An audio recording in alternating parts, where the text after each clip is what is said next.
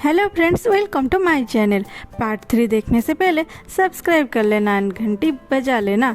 तो इस एपिसोड के स्टार्टिंग में मेड यान को उसके माँ के पास ले आई। यान अपने माँ के पास जाके बैठ गई। तभी मेड उसके पैरों के नीचे गिर के अपने जान की भीख मांगने लगी। यान उठी और पास में रखी पानी में एंटीडोट मिला दी और उस मेड को पीने के लिए बोली, थोड़ी सी नहीं पूरा खत्म कर, नहीं तो कभी भी तुम ठीक नहीं हो पाओगे। ये सुन के मेड डर जाती है, इतनी सारी पानी वो कैसे पिएगी। यान बोलती है, पी इसे नहीं तो मर जाएगी। उसके बाद मेड पानी पीने लगी और यान अपने माँ की ट्रीटमेंट करने लगी। एग्जामिन के बाद यान को पता चला कि उसकी माँ को उसके बड़े पापा नींद की हेवी डोज कंटिन्यूस दे रहे हैं, जिसके वजह से माँ जी की ये हालत है। वो उन्हें इंजेक्शन देती है, फिर कुछ मेडिसिन खिलाती है और बोलती है बस बहुत हुआ, अब बहुत जल्दी माँ की होश आ जाएगी। और वो सोचने लगती है उस दिन की बात जब वो सिस्टम एरर के वजह से सिस्टम के अंदर चली गई थी, जब वो बोली थी कि यहाँ कोई है और गायब हो गई थी। उसके बाद वो नेक्स्ट चैम्बर में उसके जैसी देखने वाली ट्रेडिशनल ड्रेस में और एक लड़की से मिलती है, जिसे यान बोलती है, तुम यहाँ कैसे आए, तुम हो कौन। वो ट्रेडिशनल ड्रेस वाली लड़की बहुत धीरज के साथ बोलती है, उन सभी को बचाना जिन्हें मैं बचा नहीं सकती, और उनको प्यार से रखना जिन्हें मैं प्यार से रखना चाहती थी। जब तुम मेरी जैसी बन जाओगे तो मैं तुम्हारी जैसी बन जाऊंगी। उसके बाद दोनों ने अपना हाथ मिलाया। ट्रेडिशनल ड्रेस वाली लड़की के अंदर यान घुस गई।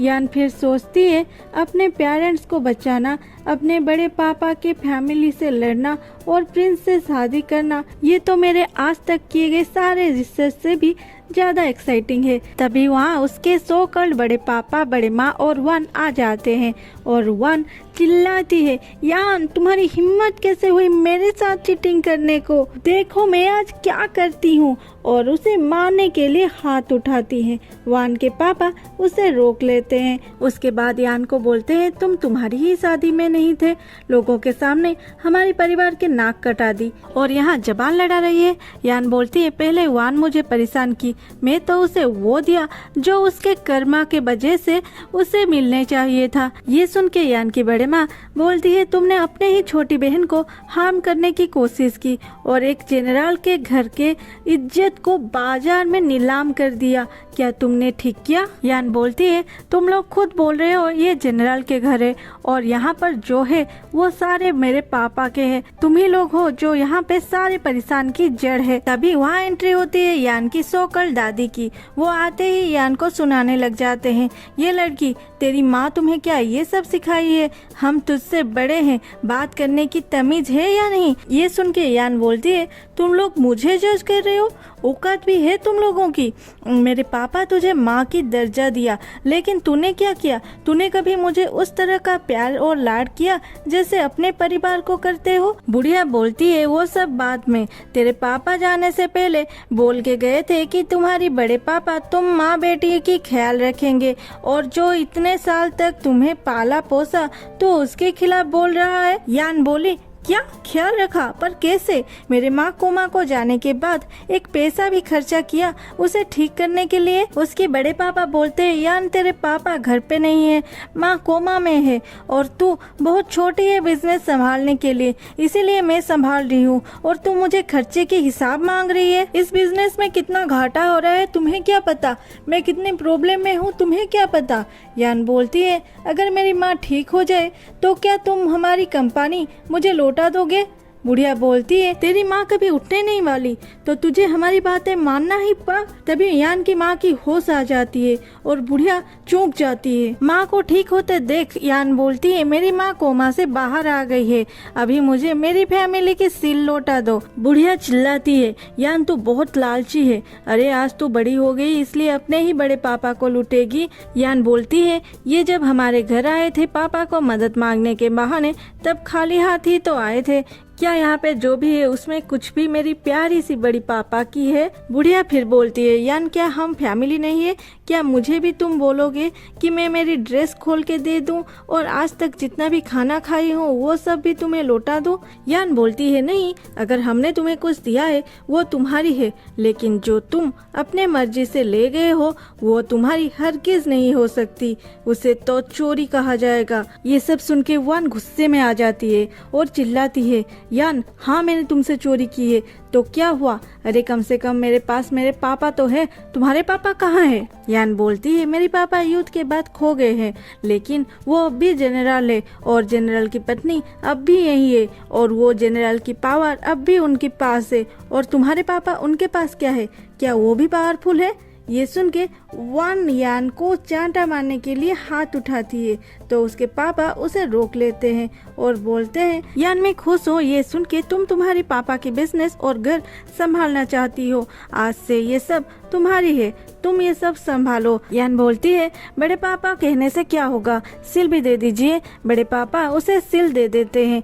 चाइना में फैमिली और बिजनेस के हेड के पास एक सील होता है, वो जिसके पास होता है घर के सारे सदस्य और कंपनी के सारे उनके बात सुनते हैं। बड़े पापा सील यान को देने के बाद वहाँ से चले जाते हैं। उसके बाद बड़ी माँ बोलती है, अगर तेरे बड़े पापा को इस बिजनेस से निकालोगे बहुत जल्दी तू घाटे में चलेगी, और वहाँ से वान के साथ चली जाती है। यान बुढ़िया को बोलती है, मेरी माँ को आराम करनी है, आप यहाँ से जाइए। दादी जी, यान तेरी वजह से तेरी फैमिली रास्ते पे आ जाएगी। ये बोल के बुढ़िया वहाँ से चली जाती है। यान अपने माँ के पास जाती है और उन्हें आराम करने के लिए बोलती है। माँ जी बोलते हैं, यान मुझे पता है इन दिनों तुमने बहुत कुछ झेली है, लेकिन मैं क्या करूँ, मैं तो कोई काम की नहीं हूँ। यान बोलती है, वो सब बीते हुए कल था माँ, अब से हमें कोई परेशान नहीं कर सकता। उसके बाद माँ जी अपने पति के बारे में सोच के रोती है। दूसरे सीन में दिखाती है, यान कुछ मेडिसिन बना रही थी, तभी प्रिंस यू आते हैं और बोलते हैं, एक लड़की हो के अपने ही घर के लोगों के साथ झगड़ा करना, क्या ये ठीक है? ये सुन के यान बोलती है, एक राजकुमार हर वक्त एक लड़की के रूम में होते हैं, क्या ये ठीक है? प्रिंस बोलते हैं, लोग बोलते हैं मैं राजकुमार के नाम पे कलंक हूँ, कोई काम का नहीं हूँ, क्या तुमने ये सब नहीं सुना? यान बोलती है, मुझे अफवाह में भरोसा नहीं है, मैं सिर्फ वो बिलीव करती हूँ जो मैंने देखी है। ये बात सुन के यू हंसता है, क्योंकि कुछ घंटे पहले यही बात यू यान को बोले थे। फिर यू बोलते हैं, मैं यहाँ मेडिसिन लेने आया हूँ, हमारे राजवैद्य वो मेडिसिन नहीं बना पाए जो तुमने मुझे दिया था। यान बोलती है, हाँ मेरी मेडिसिन बहुत अनोखी है, वो कैसे बना लेंगे? और यू को मेडिसिन देती है, ये दोनों यूज करना अपने घाव पे। यू बोलते हैं, तुम मेरे लिए पहले से मेडिसिन बना के रखी थी? यान बोलती है, हाँ क्या करूँ, तुम फिर से चाकू मेरे गर्दन पे रखने से पहले मैंने सोचा मैं ही बना लेता हूँ। यू बोलते हैं, तो इसके बदले तुम्हारे लिए क्या करूं? यान बोलती है, मैं कुछ भी बोल दूंगी संभाल के। यू बोलते हैं, बोलो, जो बोलना है बोलो, इस पूरे देश में ऐसा कुछ नहीं जो मैं नहीं कर सकता। यान बोलती है, तो ठीक है, आज के बाद से अगर कोई मेरी फैमिली को परेशान करेगा तो तुम्हें उसका खबर लेना होगा। यू बोलते हैं, अगर खुद को प्रोटेक्ट करने के लिए मेरा नाम यूज करोगे मैं माइंड नहीं करूँगा, लेकिन ये तो तुम वैसे भी कर सकते हो। यान बोलती है, कैसे? यू बोलते हैं, यान क्या तुम भूल गए कि तुम मेरे होने वाले पत्नी हो? यान बोलती है, तब तुम बिस्तर पे मेरी प्रतीक्षा करो, जाओ। आज के लिए इतना ही, फिर मिलेंगे अगले एपिसोड में, तब तक के लिए बाय बाय।